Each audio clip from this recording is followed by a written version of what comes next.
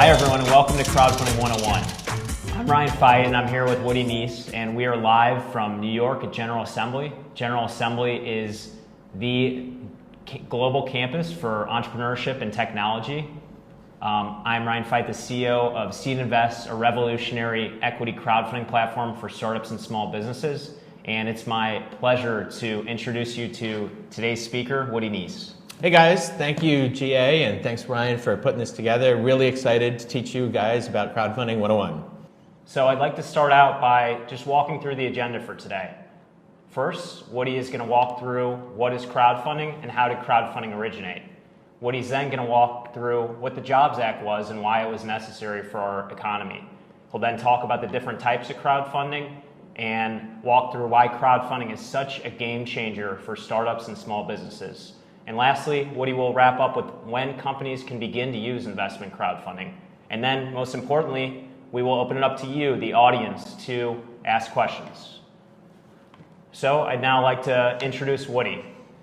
Woody is truly the best person we could possibly have to introduce the subject of crowdfunding. About 2 years ago, Woody noticed a problem with our country, and that was that startups and small businesses don't have adequate access to capital. And Woody did something about that. He came up with a framework for investment crowdfunding and lobbied in DC for a year and a half. And Woody succeeded on April 5th with the signing of the Jobs Act, which changes 80-year-old US securities laws. More recently, Woody founded the Crowdfund Capital Advisors Group, which provides advisory services to governments, both domestic and foreign, to entrepreneurs, investors, and anyone else interested in crowdfunding. Woody also founded a group called CIFRA, which works with the SEC and FINRA to take the Jobs Act and write it into law.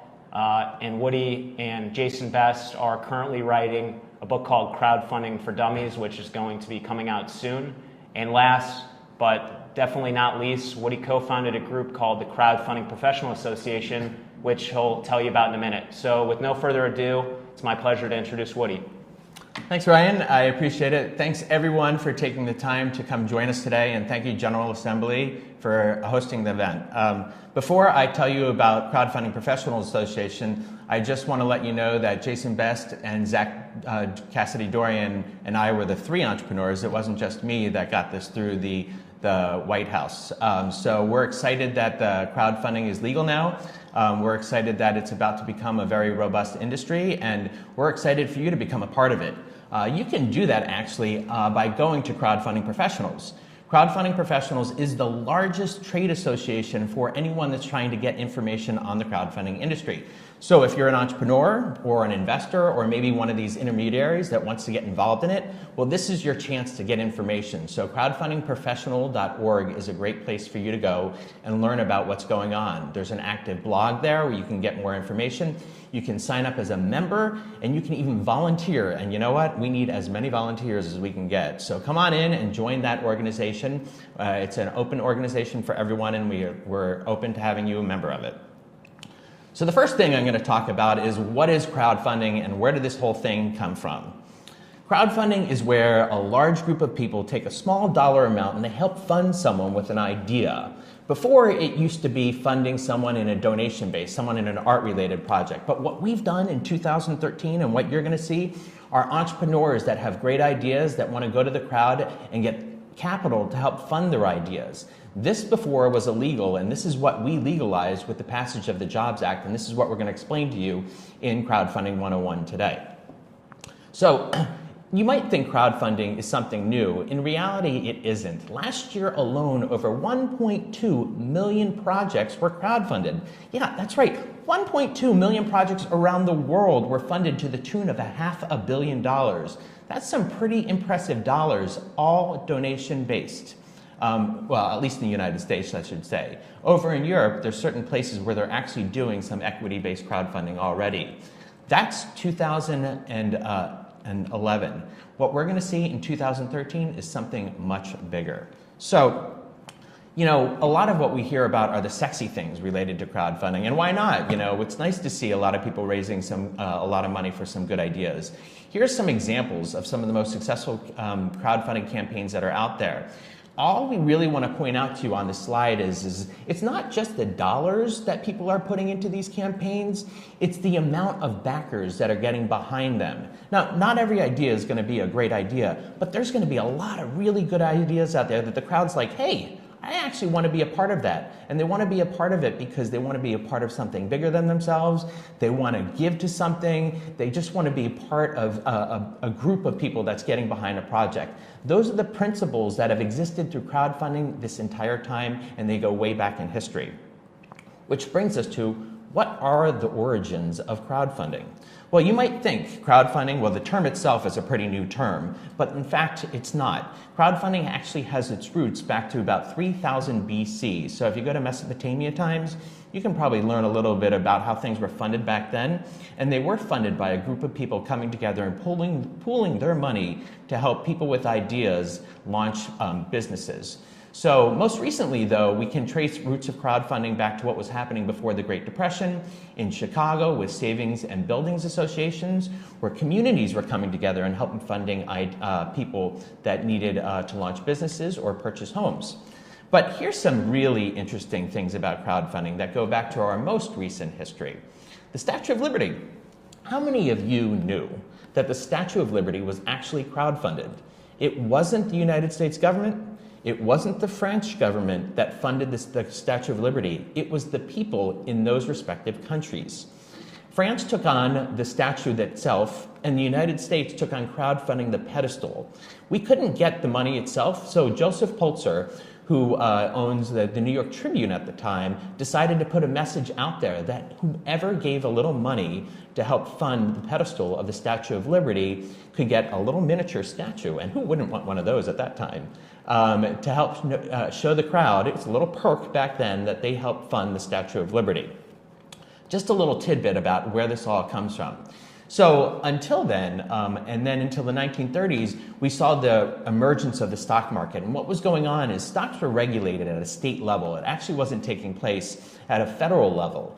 And so you had people that were starting selling securities intrastate, and believe it or not, they were doing it through the Postal Service.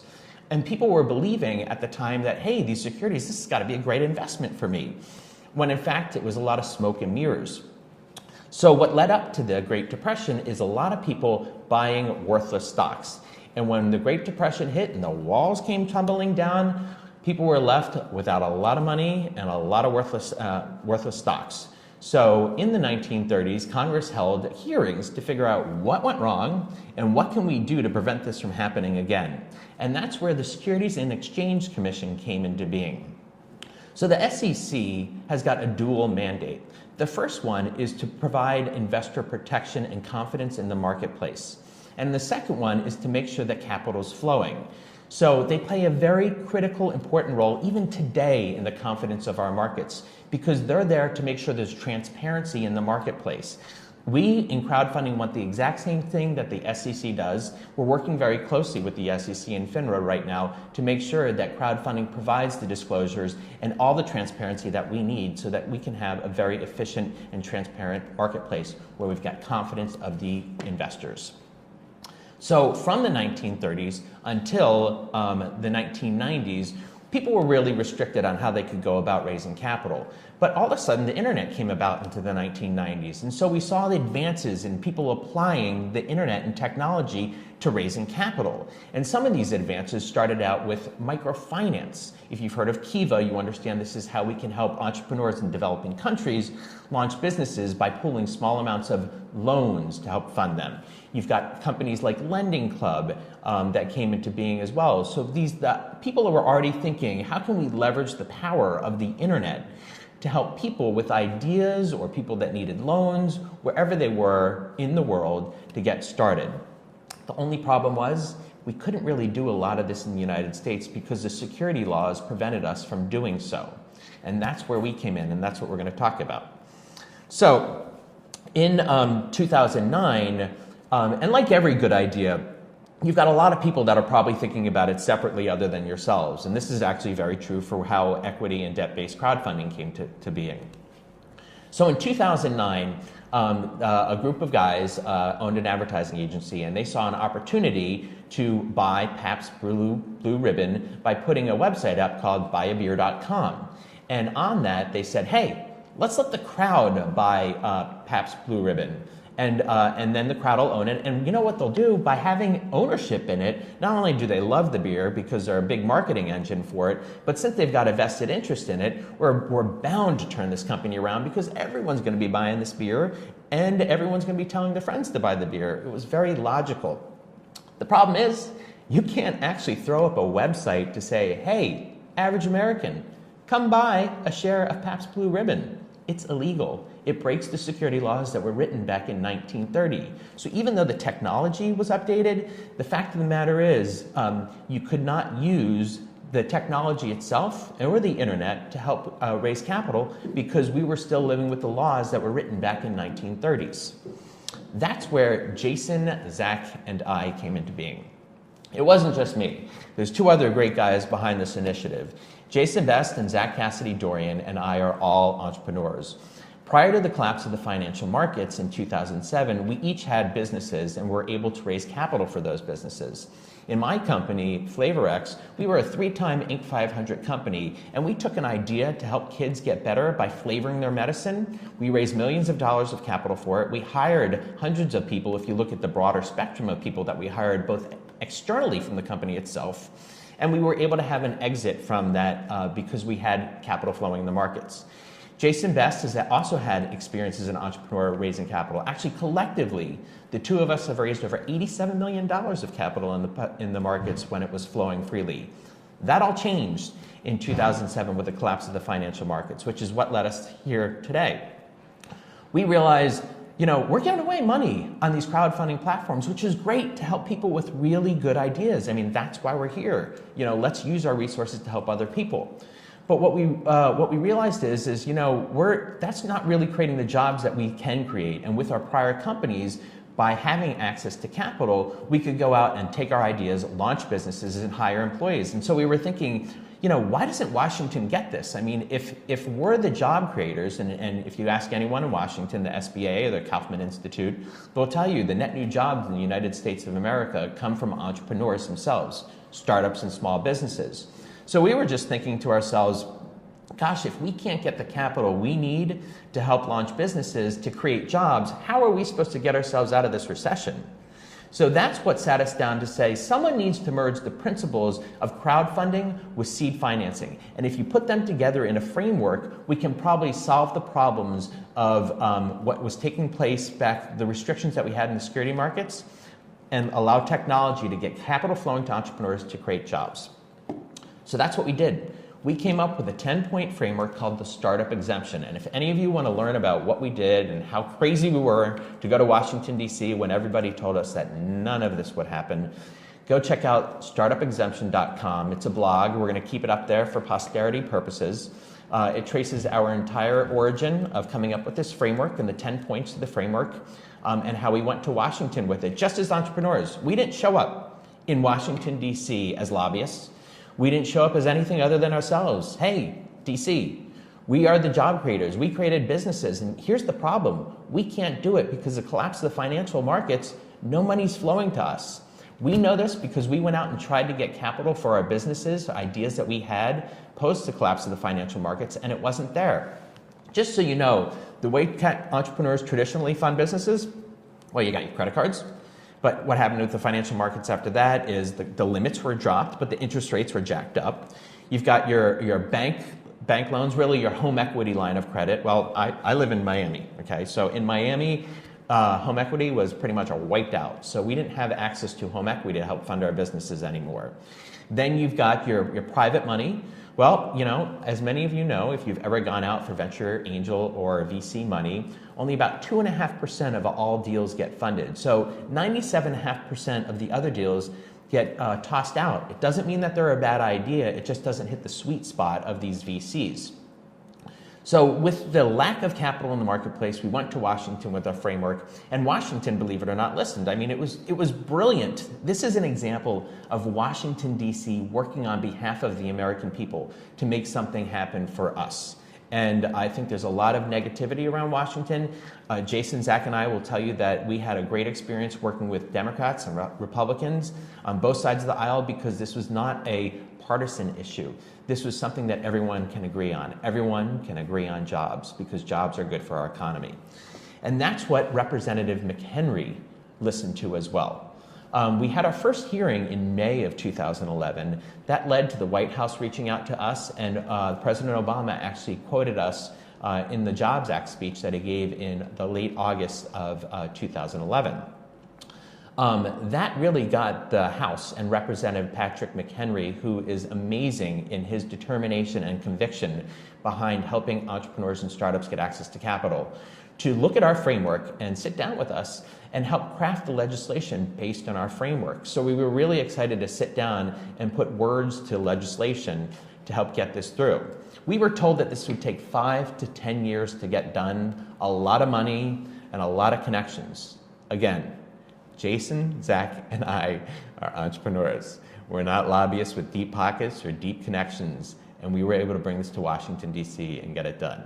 So Representative McHenry was a true champion of what we needed to get done, and he was able to build bipartisan support to the tune of 407 votes in the House of Representatives. Now, if you know anything about Washington, D.C. and how bills get through either the House or the Senate, they don't get through with such bipartisan support. This bill had almost 96% approval in the House of Representatives. It was one of the highest approved bills in the House in 2011. And from there, it went over to the Senate, where we worked with Senators Merkley, Bennett, and Brown to craft the Senate version of the legislation, which actually is the version of the bill that went into the final Jobs Act.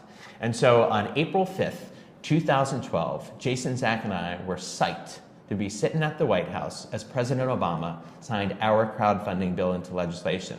And I have to tell you, being entrepreneurs, having an idea and having the conviction and passion to get something done, this is what we live for. So having been at that signing ceremony was a true highlight for all of us in our lives.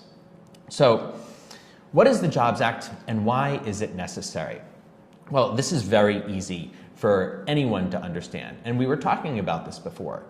50% of all the jobs in our country come from startups and small businesses. So if you think there's a 50-50 split between startups and small businesses and big businesses, it might seem logical then that the funding would be split among that as well. Well, the reality is it's not.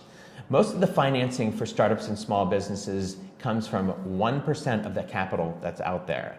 It doesn't make any sense. Something needed to change. We can't have only 1% of the population being able to finance startups and small businesses. The other 99%, they were locked out. So, what's the Jobs Act and why is it necessary?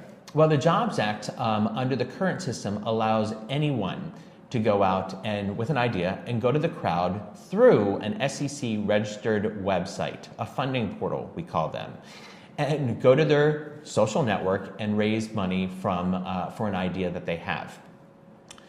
What's changed between then and now is under the current system, before crowdfunding goes legal in 2013, you cannot generally solicit money from people. That means you can't go on the internet and say, hey, I'm trying to raise money. You can't go into a newspaper or on a television, anything like that where you're going out there and saying, fund my idea for a return. Under the Jobs Act, however, you're going to be able to do this on these SEC registered websites, but it's going to be very limited. You're going to be able to do it through your social network.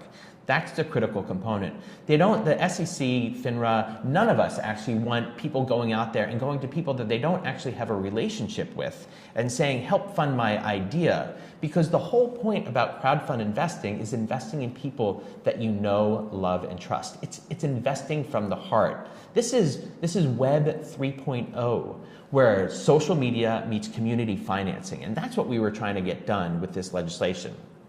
A couple other points about it is, under the prior legislation, only accredited investors could invest in startups and small businesses. So what's an accredited investor? Well, an accredited investor is someone that has a net worth of $1 million outside of the home equity in their home, or makes over $200,000 a year for the prior 2 years. So it's a pretty limited part of the United States population. They were the only people that startups and small businesses could really go out to. So unless you had a rich uncle or a rich network or knew a lot of people that had a lot of money, you were really limited on how you could do it. Now, don't get me wrong, the people that live in Silicon Valley and New York and in Boston, and maybe Austin, Texas, hey, they got access to lots of capital and they can get a lot of things done. But the reality is the majority of us, the majority of you watching this probably live in areas outside of those major cities and have a much harder time getting access to capital. What the crowdfund investing legislation and what we've done in the Jobs Act will allow you to do is go out to your community and raise capital from them, and they don't need to be an accredited investor. So the third part of what we legalized was allowing everyone essentially to come in and not having a cap on the amount of investors. So before, if I wanted to go out, and when I did this for my prior company, I could go out to as many accredited investors that I wanted and up to 35 unaccredited investors. Under the old system too, if you had more than 500 even accredited investors, you had to register your security, your offering with the SEC. What the Jobs Act does is it gets rid of that upper threshold and it allows you to go to a broader spectrum of investors and say anyone can now be an investor in my company. This is really important because think about those examples that we were talking about earlier where you had 69,000 backers. That's 69,000 people that have a vested interest in some of those great ideas out there. They're going to be huge marketing engines for what's going on. So, what is the Jobs Act and why is it necessary again? So what does this mean for entrepreneurs? Well, it means that every 12 months they can go out and raise up to $1 million. Now you might be thinking this is crazy. People are just going to be going out and putting offerings up for $1 million. Well, the fact of the matter is it's all or nothing financing. That means that you have to hit 100% of your funding target in order to get any of your money. So it's going to train entrepreneurs to think in terms of lean startup methodology. So they're going to have to come up with their milestones and how much money they need to meet for those milestones. And they're going to have to go to their crowd and say, listen, I need to build a prototype. And for that prototype, I'm going to raise $50,000. And here's my business plan. And this is how I'm going to spend the proceeds on that prototype. And then they're going to register on one of these platforms and they're going to send out their message to their social network. And that social network is going to decide whether or not they think it's a good idea, whether or not they think their entrepreneur is a trustworthy one. That's a critical component, you know. And then they're going to come in with the dollars that they want. If you don't hit 100% of your funding target, no money's exchanged. Keep that in mind for when you're crowdfunding, all or nothing financing. The other limits that are put out there are on investors. One of the things that we wanted to do was prevent people from losing more money than they could afford to do. Nobody wants anybody taking all of their money and putting it into crowdfund investments. We want you all to understand, investing in startups and small business is risky. It's one of the riskiest things that you can do. And taking all of your assets and putting it behind someone that is that you're banking on for your entire retirement is just not a smart investment decision. If you learn anything in finance about portfolios, you learn about portfolio diversification. So you might have high-risk stuff like crowdfund investments, and then you're going to have blue chip stocks. You're going to have stocks with a very low return, but the whole point of it is you have a blend along the way. So we came up with thresholds for investors to keep them from investing more than they can afford to risk. And this was good for the point of view of Washington, D.C., because they wanted to make sure that we were protecting investors. So any investor that makes under $100,000 is going to be able to invest essentially up to 5% of their income or net worth. If you make over $100,000 or have over $100,000 of income or net worth, you can invest $10,000 or 10% up to $100,000. So there's a lot of flexibility for people on the upper end to invest in crowdfunded ideas. And what we've done on the lower end is we've sort of protected those people that have a lot less to afford to lose from investing more than they can afford.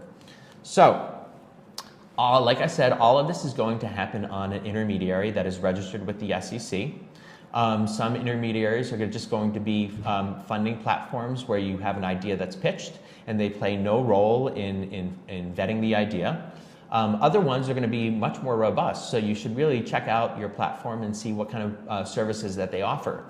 And they're going to be aligned with broker-dealers, and they're going to be handling the escrow and transfer of shares. So those are important things to be checking out as well.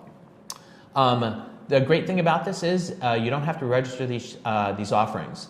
Prior, anything that needed to be done had to be registered with the SEC. That was part of the problem. I mean, every time you had to register something with the SEC, it takes lawyers, and lawyers cost money, and it takes time, and time is money. And all of this added up into an offering can add up to a great, what we call cost of capital of doing business. So for instance, in my business, when I was raising money for FlavorX, our first offering, we actually raised $750,000, and we spent about $50,000 in legal fees for that. So you can see how that eats a good bit of the money away that you're trying to raise. Crowdfunding gets rid of a lot of those costs because we've standardized the process. But we've done it by allowing it to take place on platforms that are registered with the SEC and by using standardized forms and documents. The other beautiful thing about crowdfunding is this does not preclude your ability, if you got a great idea, from going out to your other sources of financing and say, listen, I've crowdfunded $50,000, now I want to raise $500,000 from maybe angels or something. All of this can be working on its own, in parallel, or you might even be seeing angels or private equity or VCs thinking, you know what, before we used to tell people, go out there, build it, and see if they'll come. Come back to us, show us that customer traction, show us how successful you've been in doing that, show us a little revenue, and then tell us how you did, and let's see if we want to fund it. Now, the beauty about what we've done is we've allowed entrepreneurs, we've allowed you to take your idea, go to the crowd and say, hey, what do you think about this idea? Would you fund it? What do you think about me as an entrepreneur? If the crowd likes you, if they think it's a worthwhile thing for you to do, well, they're going to come in and you're going to have those thousands of supporters that have provided money for you to get your job done. Then you can go back to your VCs and say, hey guys, get this. I got 5,000 people that really like this idea. And guaranteed, this is going to be an on-ramp to more traditional financing that you see out there. So, let's talk about the jobs, let's talk about the different types of offerings that you can have in crowdfunding. It's debt or equity. So you can crowdfund for common stock, preferred stock. We should let you know that the SEC right now is working on the rules related to how this will play out. So keep in mind that while we do talk about stock, it's yet to be determined if it will be many different versions of common or preferred. You can crowdfund for debt.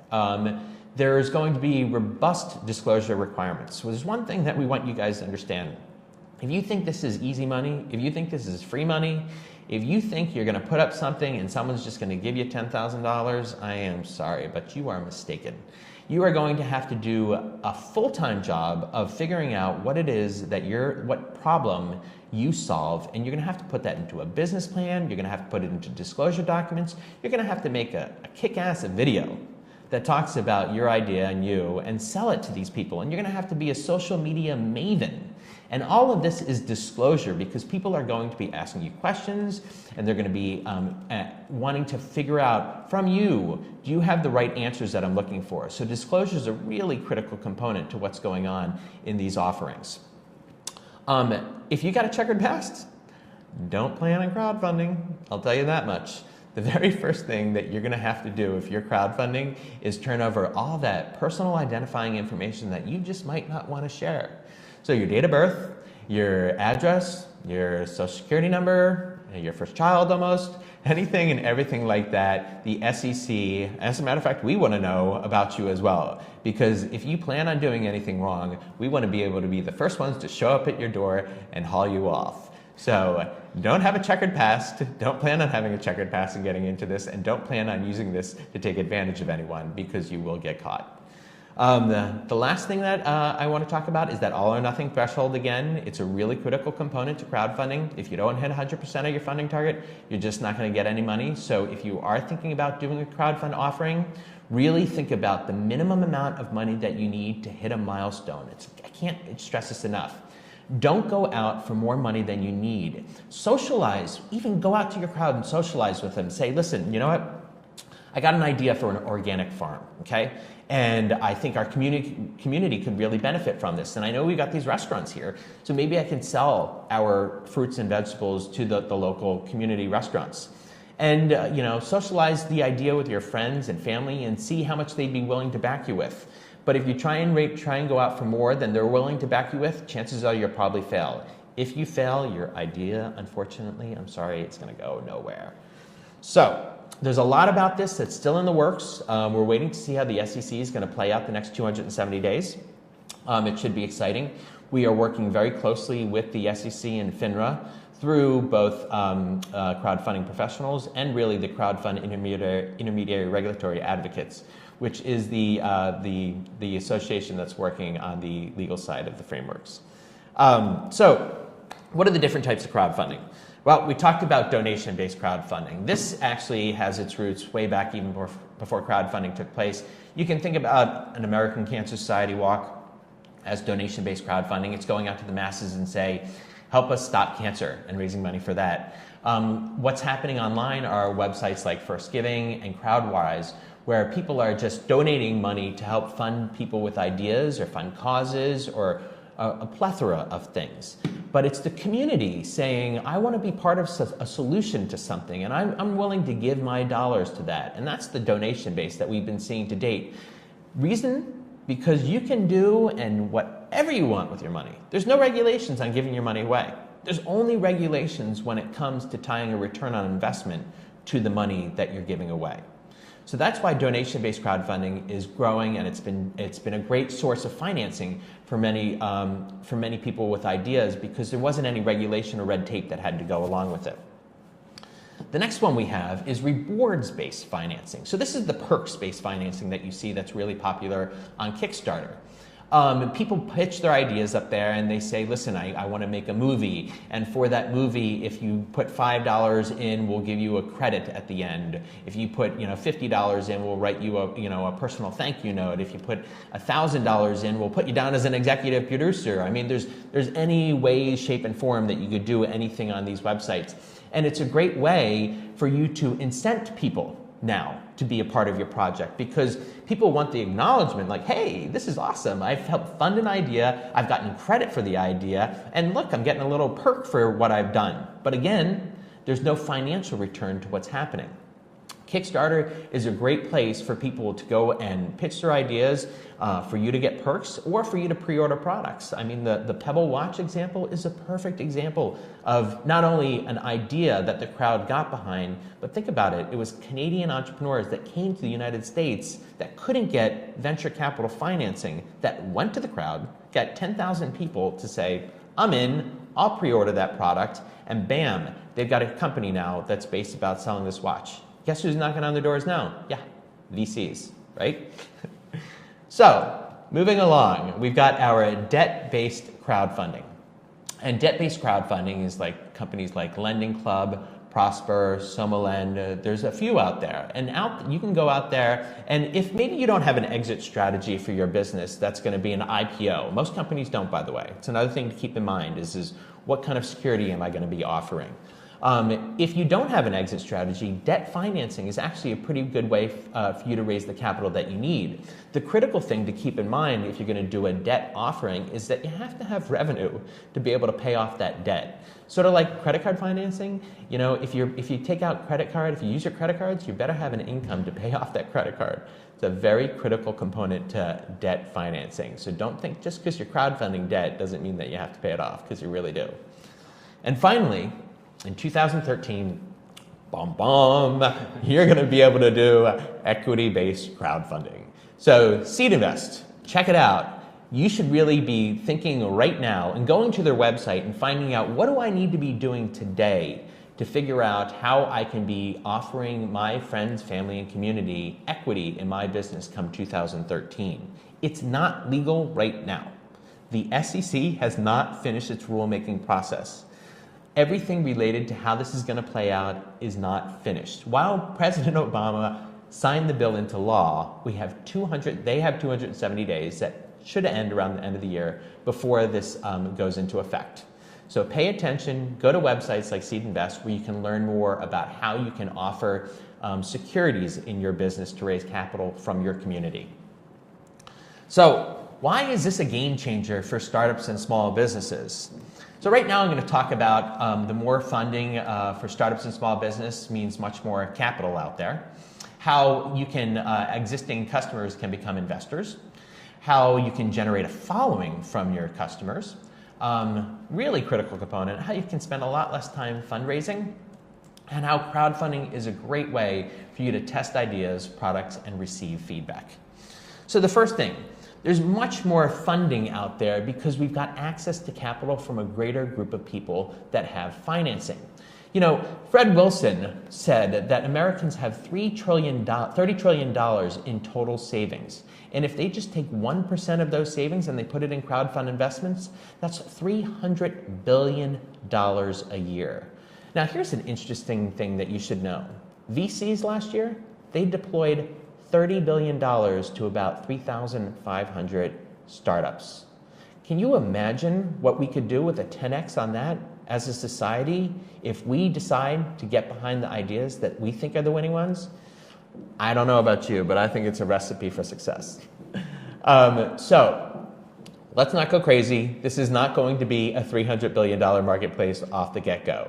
As a matter of fact, it'll probably be much smaller, but even if it's $6 billion, as they're estimating 2013 to be, it's going to have a tremendous impact because the capital, like I said, is what startups and small businesses need to create businesses and to hire people. Hiring people helps stimulate the economy because those people are out there spending money on cars, mortgages, gas, and food, and all of that goes right back into the economy. Now, an interesting thing about that, if we can do that on a local level, it's got a 3x multiplier. So every dollar that we spend locally circulates in our community more so than a dollar that we, say, invest in an Apple computer or something. Just a little tidbit of information I thought you'd enjoy. All right, reason number 2. Your customers now become your investors. How beautiful is this? You've got people that already love your product or service. They believe in you already, so they come into your doors, and now they can become investors and help you expand your business. I mean, that's beautiful. If you've got a really winning idea and you've got a community of people that believe in you, giving them some skin in the game is a beautiful thing because it's going to tie them to your business in a way that they haven't been tied before. Before, they just liked you. Now they've got a vested interest in your success, and they're going to be working very hard to make sure that their investment in you is a good investment. That's the beauty about crowdfunding. Third, we're going to generate a following. Look at what happened to Ouya. Ouya was able to raise $6 million from 48,000 people. 48,000 followers for anyone is a beautiful thing. I would like to have 48,000 followers myself because there's a degree of success that's tied to that. So you want to be able to have more people out there talking about your product or service, and crowdfunding will allow you to get that access to that community of people. Number 4, spending time fundraising. Let me tell you, having been someone that's gone out there and raised millions of dollars, it's a long, laborious process. As a matter of fact, it took us about 12 months from the beginning to end when we were out there raising capital in the private markets because it's a lot of relationship building. Well, relationship building and crowdfunding actually comes before you do the crowdfunding because this is your social network. These are the people that you know. These are your parents and your family and your first degree people and the people that they know, the second degree people.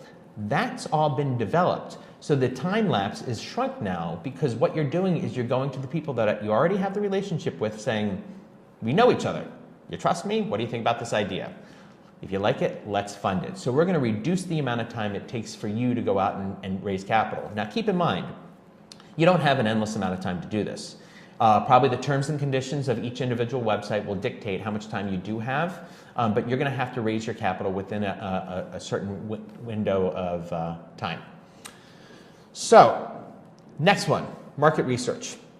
So before crowdfunding, you actually had to go out there, you had to get a sample of your product, you had to go see if the market liked it, you had to spend money doing a production run, and then you had to go out and solicit customers. This is everything that the VCs were telling you had to do.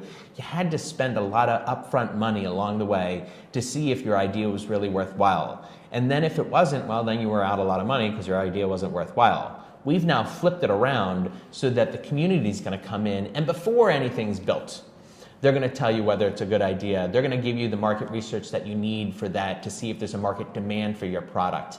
And they're going to be the customers, believe it or not, that probably are going to be buying your product or service. And the fact of the matter is you probably won't have to spend that much money other than the cost of putting your crowdfunding pitch together until the crowd gives it to you. And so what happens is you now have saved a lot of money to put into the production run that you're going to need after a company is successfully funded. So, when can companies begin to use investments in crowdfunding? Well, not until 2013. So keep in mind that 270-day rule-making period that we were talking about is not done yet. Keep your eyes on crowdfundingprofessionals.org or Crowdfund Intermediary Regulatory Advocates and see what's going on with all of them. In the meantime, join Crowdfunding Professionals. On there, we've got surveys that we need you to take to help us understand what are your needs.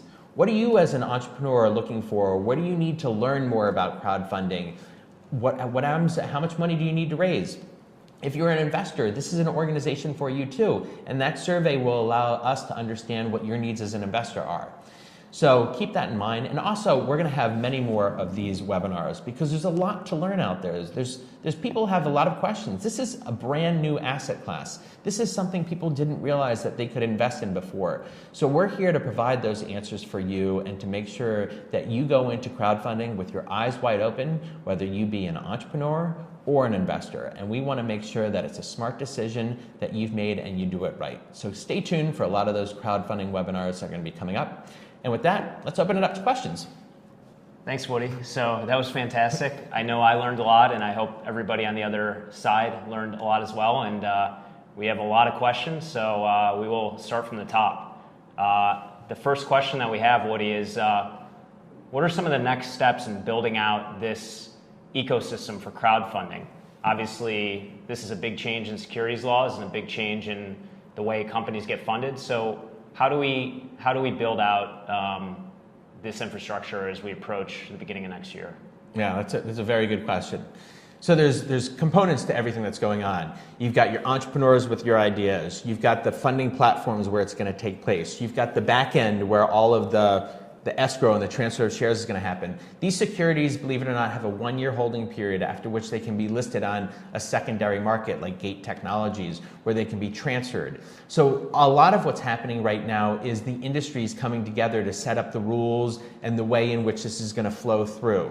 So that's where the SEC and FINRA are playing a very important role, because the SEC has to come up with the rules about how this is going to work. For instance, if you want that background check. You know, the legislation dictates that everyone has to go through a background check. Is a credit check going to be required in there? Will you have to have a minimum credit score? All of this will be ironed out by the SEC. FINRA is the SRO, which means self-regulating organization that's going to be overseeing the industry. So they're there trying to figure out how does a funding portal register if they're not a broker-dealer, and what does it look like, and how do we oversee what is happening on these funding platforms. So there's a lot of work that's going into this industry right now in Washington, D.C., and the beauty about this crowdfunding industry is we're actually crowdsourcing all the work amongst ourselves too, so you can play a role in that. Okay, thanks, Woody. So next question. A couple people asked, well, is this only for startups or is it also for small businesses?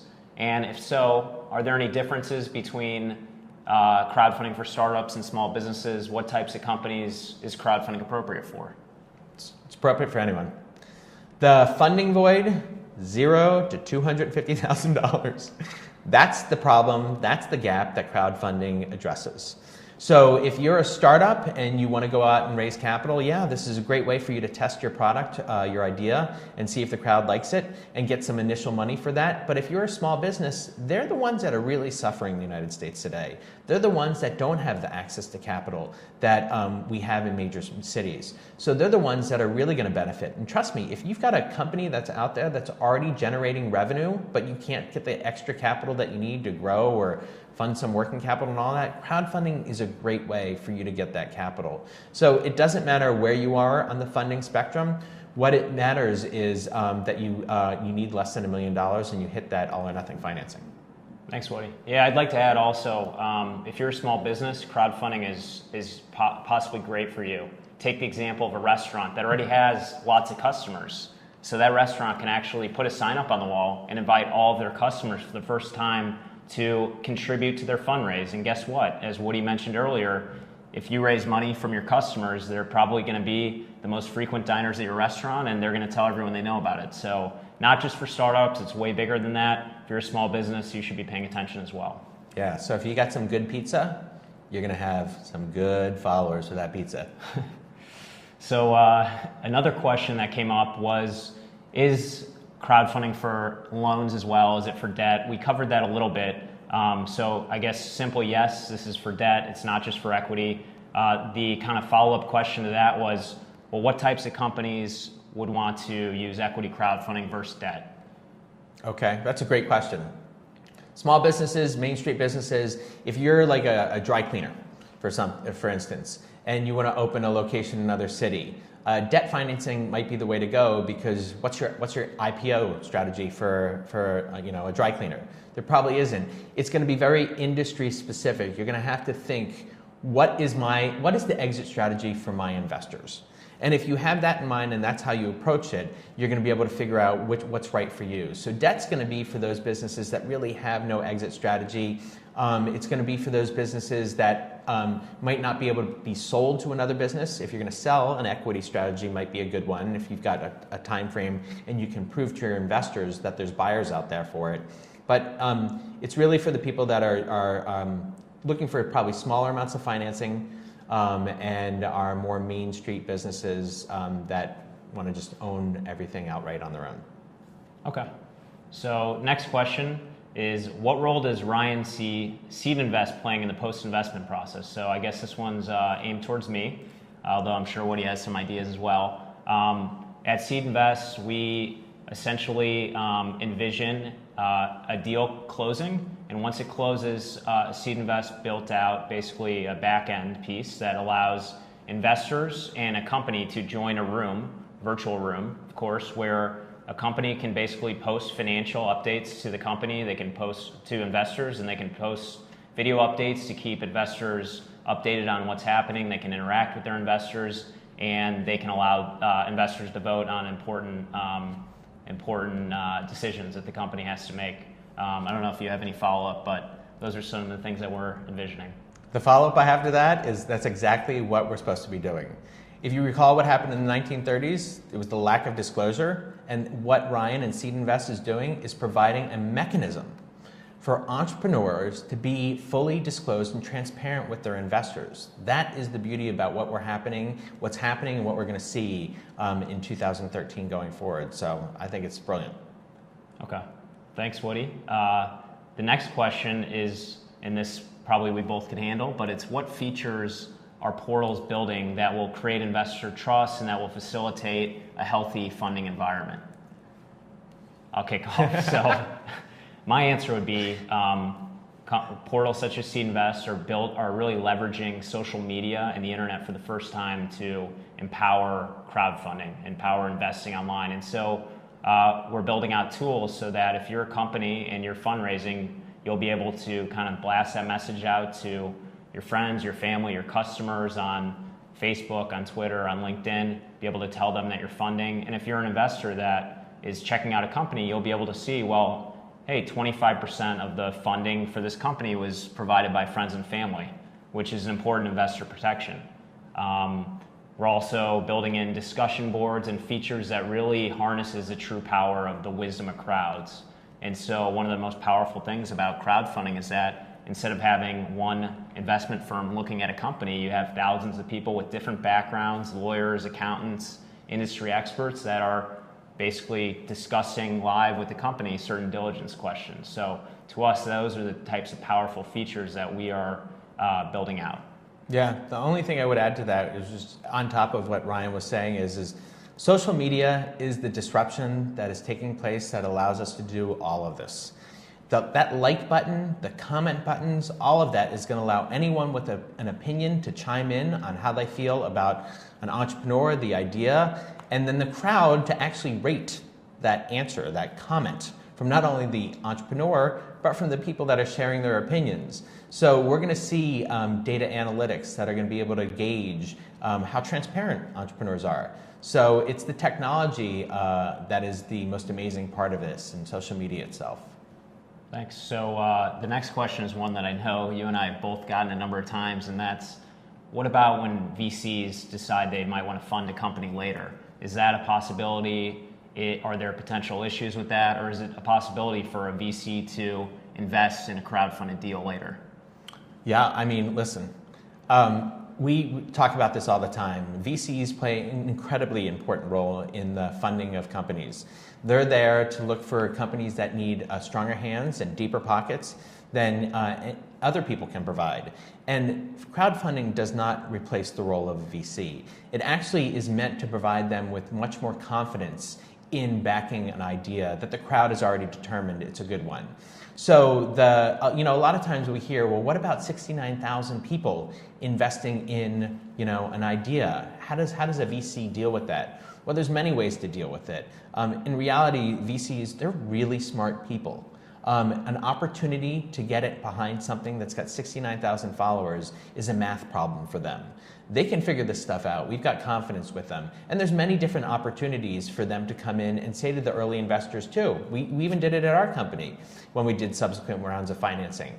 You came in at 1x, we'll buy you out at the current valuation, which could be 3x. If VCs are going to come in at later stages, the valuation is probably going to be higher. So there's going to be an incentive for people that want to get out at that time to take advantage of the exit at that point. Okay, thanks. So the next question is, all right, I'm a startup or a small business. This is very intriguing to me. So what can I do now? What can I do in the meantime? What will it cost me? What types of steps should I be taking over the next few months to get prepared? Well, you might. Tough question. There's a lot of components to that. The one thing that I would say is that everything about this is built on your social network. So I think my personal opinion is go to your social network and play around with them and see what they think of your idea. Find out if it's a good idea before you waste all the time and energy to do this. B, see if you have enough people in your social network to do what you need to do.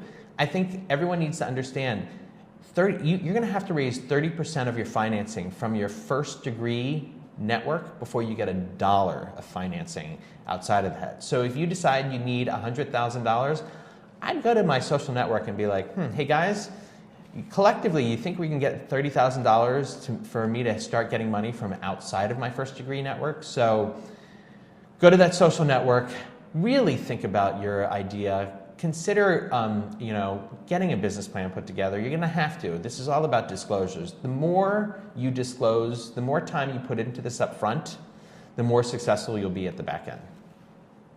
Thank you.